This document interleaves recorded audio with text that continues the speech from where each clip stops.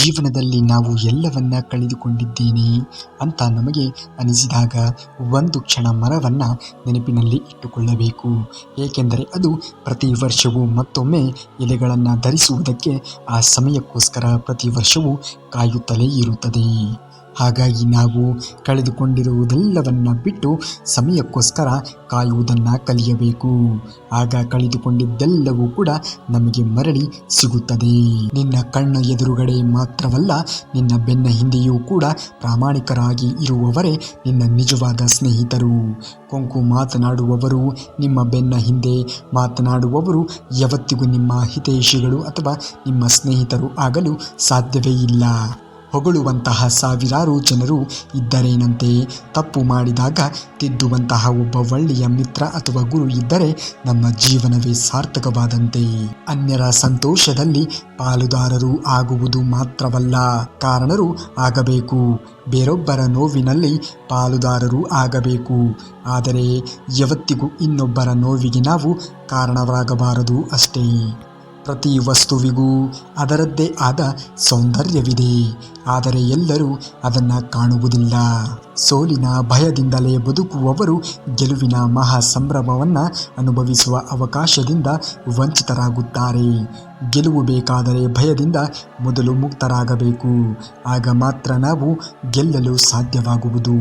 ಸೋಲಿನಿಂದ ನಾವು ಏನನ್ನ ಕಳೆದುಕೊಳ್ಳುವುದಿಲ್ಲ, ಆದರೆ ಗೆಲುವು ಒಮ್ಮೆ ಆದರೆ ಜೀವನವೇ ಸಾರ್ಥಕವಾಗುವುದು. ಇದು ನನ್ನಿಂದ ಆಗಲ್ಲ ಎಂದು ನಿಮಗೆ ನೀವೇ ಅಂದುಕೊಳ್ಳುವುದು ಮೊದಲು ಬಿಟ್ಟಿಬಿಡಿ. ಯಾವುದೇ ಕೆಲಸ ಮಾಡಬೇಕಾದರೂ ಪ್ರತಿಫಲದ ನಿರೀಕ್ಷೆಯನ್ನು ಯಾವತ್ತಿಗೂ ಮಾಡಬಾರದು. ಸುತ್ತಮುತ್ತಲೂ ಇರುವುದು ನಮ್ಮ ಸಂಬಂಧಿಕರೇ ಆದರೂ ನಮ್ಮ ಸೋಲಿಗಾಗಿ ಕಾಯುತ್ತಾ ಕುಳಿತಿರುವಂತಹ ಹಿತಶತ್ರುಗಳೇ ಆಗಿರುತ್ತಾರೆ. ಹಾಗಾಗಿ ನಮ್ಮವರು ತಮ್ಮವರು ನಮ್ಮ ಸಂಬಂಧಿಕರು ಎನ್ನುವ ಭಾವವನ್ನು ಎಂದಿಗೂ ಬಿಟ್ಟು ಬಿಡಿ. ಅವು ಕೇವಲ ಆ ಕ್ಷಣಕ್ಕೆ ಮಾತ್ರ ಇರುತ್ತದೆ. ನೀವು ಜೀವನದಲ್ಲಿ ಏನನ್ನಾದರೂ ಸಾಧಿಸಿದ್ದೀರಿ ಎನ್ನುವುದಾದರೆ ಮಾತ್ರ ನಿಮ್ಮ ಸಂಬಂಧಿಕರು ನಿಮಗೆ ಹುಡುಕಿಕೊಂಡು ಬರುತ್ತಾರೆ. ಇಲ್ಲವಾದರೆ ನೀವು ಯಾರು ಎಂದು ಇತರರಿಗೆ ಹೇಳುತ್ತಾರೆ. ಇದೇ ಸಂಬಂಧಿಕರು. ಈ ಪ್ರಸ್ತುತ ದಿನಮಾನಗಳಲ್ಲಿ ಸಂಬಂಧಿಕರಿಗೆ ಬೆಲೆ ಇಲ್ಲದಂತೆ ಆಗಿದೆ. ಯಾರ ಬಳಿಯಲ್ಲಿ ದುಡ್ಡು ಹಣ ಇರುತ್ತದೆಯೋ ಅವರ ಬಳಿಗೆ ಸಂಬಂಧಿಕರು ಹುಡುಕಿಕೊಂಡು ಹೋಗುತ್ತಾರೆ. ನಿಮ್ಮ ಬಳಿ ದುಡ್ಡು ಇಲ್ಲ, ಹಣವೂ ಇಲ್ಲ, ಆದರೆ ಮೌಲ್ಯಯುತವಾಗಿರುವಂತಹ ವ್ಯಕ್ತಿತ್ವ ನಿಮ್ಮಲ್ಲಿ ಇದೆ ಎನ್ನುವುದಾದರೆ ಯಾವ ಸಂಬಂಧಿಕರು ಕೂಡ ನಿಮ್ಮ ಹತ್ತಿರ ಸುಳಿಯುವುದಿಲ್ಲ. ಪ್ರಸ್ತುತವಾಗಿ ಹಣಕ್ಕಿರುವಂತಹ ಬೆಲೆ ನೈಜವಾಗಿ ಇರುವಂತಹ ಗುಣಕ್ಕೆ ಇಲ್ಲದಂತೆ ಆಗಿದೆ. ಸಮುದ್ರದ ಅಲೆಗಳು ಮನುಷ್ಯನ ಒಂದು ರೀತಿಯ ಆಸೆಗಳು ಇದ್ದಂತೆ, ಒಂದರ ಮೇಲೊಂದು ಅಪ್ಪಳಿಸಿ ಬರುತ್ತಲೇ ಇರುತ್ತವೆ. ಆದರೆ ಯಾವುದು ಕೂಡ ಶಾಶ್ವತವಾಗಿ ನಿಲ್ಲುವುದಿಲ್ಲ, ನೆನಪಿರಲಿ.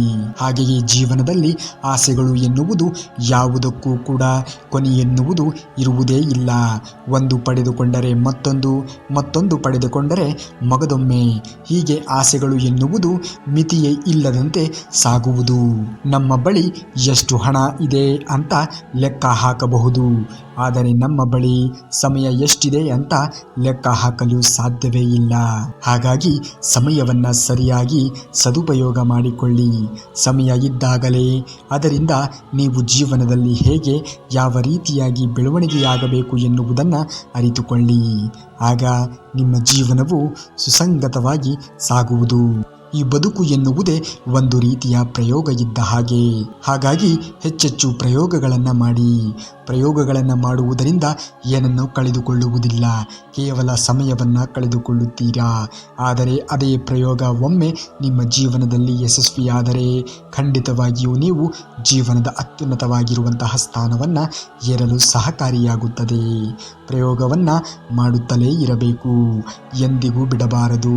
ನೀವು ಜೀವನದಲ್ಲಿ ಸತ್ಯವನ್ನು ಹೇಳಲು ಅಭ್ಯಾಸವನ್ನು ಮಾಡಿಕೊಂಡರೆ ಭಗವಂತನಿಗೂ ಕೂಡ ಹೆದರುವಂತಹ ಅವಶ್ಯಕತೆ ಇರುವುದಿಲ್ಲ. ಸುಳ್ಳನ್ನು ಹೇಳಲು ಪ್ರಾರಂಭಿಸಿದರೆ ನಿಮಗೆ ನೀವೇ ಹೆದರಿ ಬದುಕಬೇಕಾಗುತ್ತದೆ. ಹಾಗಾಗಿ ನಾವು ಏನೇ ಆದರೂ ಸತ್ಯವನ್ನು ಎಂದಿಗೂ ಬಿಡಬಾರದು.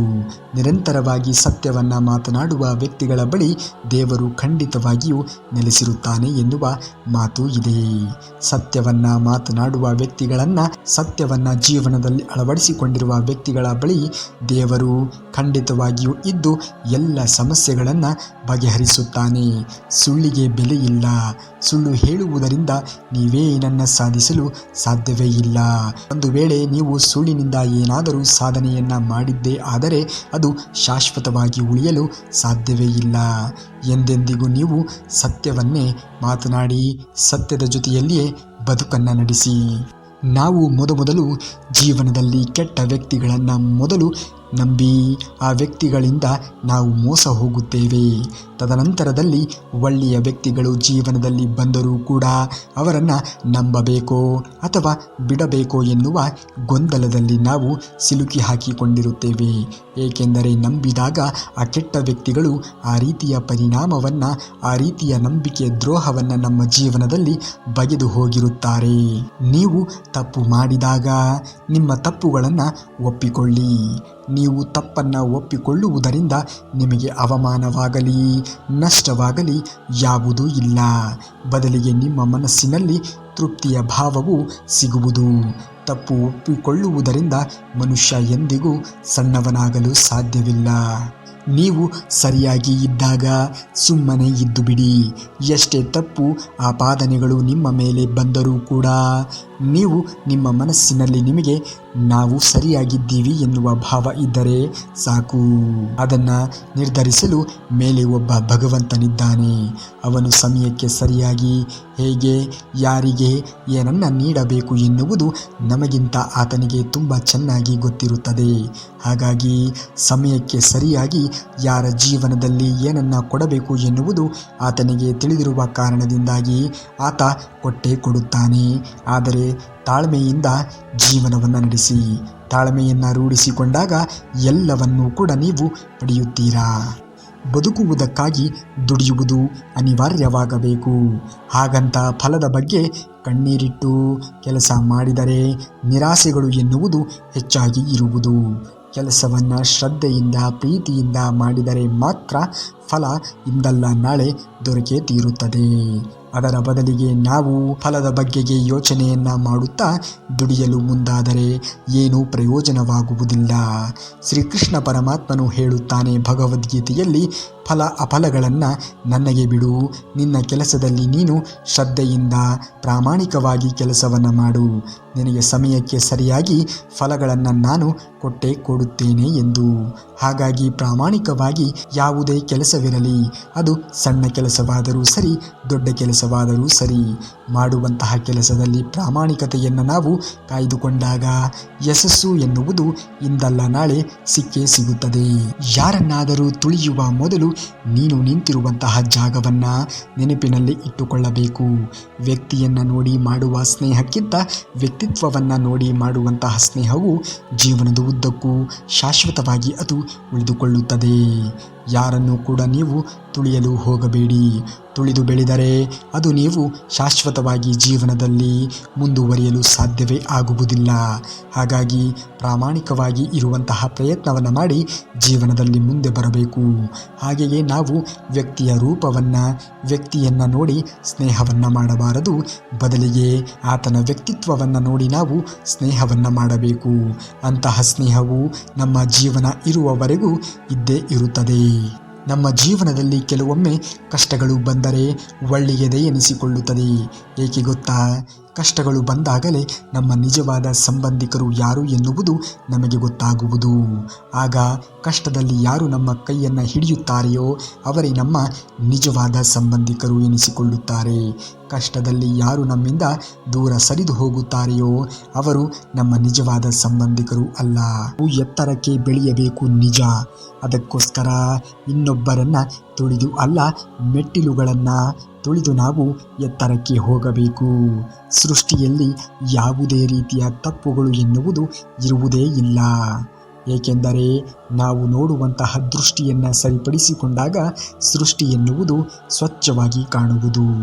ಮೊದಲು ನಾವು ನಮ್ಮೊಳಗೆ ನಾವು ಸರಿಪಡಿಸಿಕೊಂಡಾಗ ಇತರರೆಲ್ಲರೂ ಕೂಡ ಸ್ವಚ್ಛವಾಗಿಯೇ ಸುಂದರವಾಗಿಯೇ ಕಾಣಿಸುತ್ತದೆ. ಹಾಗಾಗಿ ನೋಡುವ ದೃಷ್ಟಿಯನ್ನು ಸರಿ ಮಾಡಿಕೊಳ್ಳಿ, ಎಲ್ಲವೂ ಒಳ್ಳೆಯದೇ ಆಗುವುದು. ನಿನ್ನ ವೈರಿಯು ನಿನ್ನ ಮನೆಯ ಬಾಗಿಲಿಗೆ ಬಂದು ಕ್ಷಮೆಯನ್ನು ಯಾಚಿಸಿದರೆ ಖಂಡಿತವಾಗಿಯೂ ಕ್ಷಮಿಸು. ಏಕೆಂದರೆ ಪರಮಾತ್ಮನು ಮೇಲೆ ಇದ್ದಾನೆ. ಆತ ಯಾರದ್ದು ಪಾಪ ಯಾರದ್ದು ಕರ್ಮಫಲ ಎನ್ನುವುದನ್ನು ಸರಿಯಾಗಿ ನೆನಪಿನಲ್ಲಿ ಇಟ್ಟುಕೊಂಡಿರುತ್ತಾನೆ. ಆತ ಯಾರ ಕರ್ಮ ಫಲವನ್ನು ಯಾವಾಗ ನೀಡಬೇಕು ಎನ್ನುವುದು ಚೆನ್ನಾಗಿ ಅರಿತಿರುವ ಕಾರಣದಿಂದಾಗಿ ಕರ್ಮಕ್ಕೆ ತಕ್ಕ ರೀತಿಯ ಫಲವನ್ನು ಕೊಟ್ಟೇ ಕೊಡುತ್ತಾನೆ. ಒಳ್ಳೆಯ ಸಮಯ ಬರುವವರೆಗೂ ಕೆಟ್ಟ ಸಮಯ ಜೊತೆಯೇ ನಾವು ಜೀವನವನ್ನು ನಡೆಸಲೇಬೇಕು. ನೀವಿರುವ ಸ್ಥಿತಿಯನ್ನು ಯಾರೊಂದಿಗೂ ಹಂಚಿಕೊಳ್ಳಲು ಹೋಗಲೇಬೇಡಿ. ಏಕೆಂದರೆ ಇಲ್ಲಿ ಆರೈಕೆ ಮಾಡುವಂತಹ ವ್ಯಕ್ತಿಗಳಿಗಿಂತ ಆಡಿಕೊಳ್ಳುವ ವ್ಯಕ್ತಿಗಳೇ ಹೆಚ್ಚಾಗಿ ಇದ್ದಾರೆ. ಹಾಗಾಗಿ ನಾವು ನಮ್ಮ ಜೀವನದ ಕೆಲವು ಅನಿರೀಕ್ಷಿತ ಘಟನೆಗಳ ಬಗ್ಗೆ ಯಾರೊಂದಿಗೂ ಕೂಡ ಹಂಚಿಕೊಳ್ಳಬಾರದು. ಏಕೆಂದರೆ ಇವತ್ತು ಅವರು ನಿಮಗೆ ಮಿತ್ರರಾಗಿ ಇರಬಹುದು, ಆದರೆ ಅವರೇ ಒಂದು ದಿನ ನಿಮಗೆ ಶತ್ರುವಾಗಬಹುದು. ಇಲ್ಲಿ ಯಾರನ್ನೂ ಕೂಡ ನಂಬಲು ಸಾಧ್ಯವಿಲ್ಲ. ಚಿಂತೆ ಇಲ್ಲದೆ ಇರುವಂತಹ ಜೀವನವನ್ನು ದೇವರು ಯಾರಿಗೂ ನೀಡಿರುವುದಿಲ್ಲ. ಆದರೆ ಚಿಂತೆಯನ್ನು ಮರೆಸುವಂತಹ ಪ್ರೀತಿ, ಸ್ನೇಹ ಮತ್ತು ಸಂಬಂಧವನ್ನು ನೀಡಿರುತ್ತಾನೆ. ದೇವರು ಕೊಟ್ಟಂತಹ ಅಮೂಲ್ಯವಾಗಿ ಇರುವಂತಹ ಸಂಬಂಧಿಗಳು ಜೀವನದಲ್ಲಿ ಶಾಶ್ವತವಾಗಿ ಇರಲಿ. ನಿಮ್ಮ ಮೇಲೆ ನಂಬಿಕೆಯನ್ನು ಇಟ್ಟಿರುವಂತಹ ವ್ಯಕ್ತಿಗಳಿಂದ ಏನನ್ನು ಮುಚ್ಚಿಡಬೇಡಿ. ಏಕೆಂದರೆ ಕೊನೆಗೆ ಮೂರನೇ ಅವರಿಂದ ತಿಳಿದಾಗ ಅಲ್ಲಿ ನಂಬಿಕೆಗಿಂತ ಅಪನಂಬಿಕೆ ಹೆಚ್ಚಾಗುವುದು ಹಾಗೂ ಅವರು ನಿಮ್ಮ ಮೇಲೆ ಇಟ್ಟಿರುವ ನಂಬಿಕೆಗೆ ದ್ರೋಹ ಬಗೆದಂತೆ ಆಗುವುದು. ಜೀವನದಲ್ಲಿ ಗುರಿ ಎನ್ನುವುದು ಇರಬೇಕೇ ಹೊರತು ಇನ್ನೊಬ್ಬರ ಮೇಲೆ ಉರಿದುಕೊಳ್ಳುವುದು ಇರಬಾರದು. ಗುರಿ ಇದ್ದಾಗ ನಾವು ಏನನ್ನ ಬೇಕಾದರೂ ಸಾಧಿಸಬಹುದು. ಆದರೆ ಇನ್ನೊಬ್ಬರನ್ನು ನೋಡಿ ಗುರಿಯನ್ನು ಇಟ್ಟುಕೊಂಡವರು ಎಂದಿಗೂ ಯಾವುದನ್ನು ಕೂಡ ಸಾಧಿಸಲು ಸಾಧ್ಯವೇ ಇಲ್ಲ. ಕೇವಲ ಜೀವನದ ಉದ್ದಕ್ಕೂ ಬೇರೆಯವರನ್ನು ನೋಡಿ ಉರಿದುಕೊಳ್ಳುವುದೇ ಆಗುವುದು.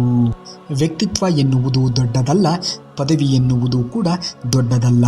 ಕಷ್ಟದ ಸಮಯದಲ್ಲಿ ನಮಗೆ ಯಾರು ಸಹಾಯವನ್ನು ಮಾಡುತ್ತಾರೆ ಎನ್ನುವುದು ಅದು ಎಲ್ಲರಿಗಿಂತಲೂ ದೊಡ್ಡವರು ಎನಿಸಿಕೊಳ್ಳುತ್ತಾರೆ.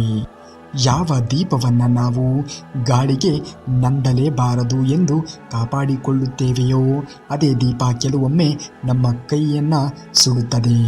ಯಾರಿಗಾಗಿ ನಾವು ಅಮೂಲ್ಯವಾಗಿ ಇರುವಂತಹ ಸಮಯವನ್ನು ನೀಡುತ್ತೇವೆಯೋ ಅವರೇ ನಮ್ಮನ್ನು ತಿರಸ್ಕಾರ ಮಾಡುತ್ತಾರೆ. ಎಚ್ಚರವಾಗಿ ಇರಿ. ಹಾಗಾಗಿ ಯಾರ ಮೇಲೆಯೂ ಕೂಡ ಅತಿಯಾದ ನಂಬಿಕೆ ವಿಶ್ವಾಸವನ್ನು ಇಟ್ಟುಕೊಳ್ಳುವುದು ಒಂದು ರೀತಿಯಲ್ಲಿ ನಮಗೆ ನಾವೇ ಮಾಡಿಕೊಳ್ಳುವಂತಹ ಮೋಸವೇ ಆಗುವುದು. ಯಾವ ವ್ಯಕ್ತಿ ಎಲ್ಲ ಸಂಬಂಧಗಳಿಗೆ ತುಂಬ ಬೆಲೆಯನ್ನು ಕೊಡುತ್ತಾನೆಯೋ, ಗೌರವವನ್ನು ನೀಡುತ್ತಾನೆಯೋ ಆ ವ್ಯಕ್ತಿಗೆ ಜೀವನದಲ್ಲಿ ಸಿಗುವುದು ಬರೀ ಕಣ್ಣೀರು ಮಾತ್ರ. ಪ್ರಪಂಚದಲ್ಲಿ ಸುಳ್ಳು ಸುಲಭವಾಗಿ ಮಾರಾಟವಾಗುತ್ತದೆ. ಏಕೆಂದರೆ ಸತ್ಯವನ್ನು ಕೊಳ್ಳುವ ಯೋಗ್ಯತೆ ಯಾರಿಗೂ ಕೂಡ ಇರುವುದಿಲ್ಲ. ಹಾಗಾಗಿ ಜನರು ಸುಳ್ಳನ್ನೇ ಅತಿಯಾಗಿ ನಂಬುತ್ತಾರೆ. ಸುಳ್ಳುಗಾರರಿಗೆ ಜಗತ್ತಲ್ಲಿ ಅತಿಯಾದಂತಹ ಬೆಲೆ ಇದೆ. ಆದರೆ ಸತ್ಯವನ್ನು ಹೇಳುವವರಿಗೆ ಇಲ್ಲಿ ಎಲ್ಲರೂ ಕೂಡ ದ್ವೇಷಿಸುತ್ತಾರೆ.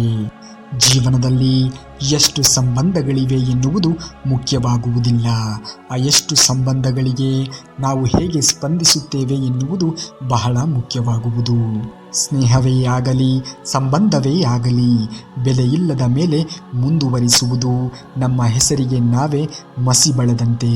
ಹಾಗೆಯೇ ನಾವು ಯಾವಾಗ ನಮ್ಮ ಸ್ನೇಹಕ್ಕೆ ಬೆಲೆ ಇಲ್ಲ ಎನ್ನುವುದು ಗೊತ್ತಾಗುವುದೋ ಅವರಿಂದ ಆದಷ್ಟು ದೂರವೇ ಸರಿದು ಹೋಗಿ.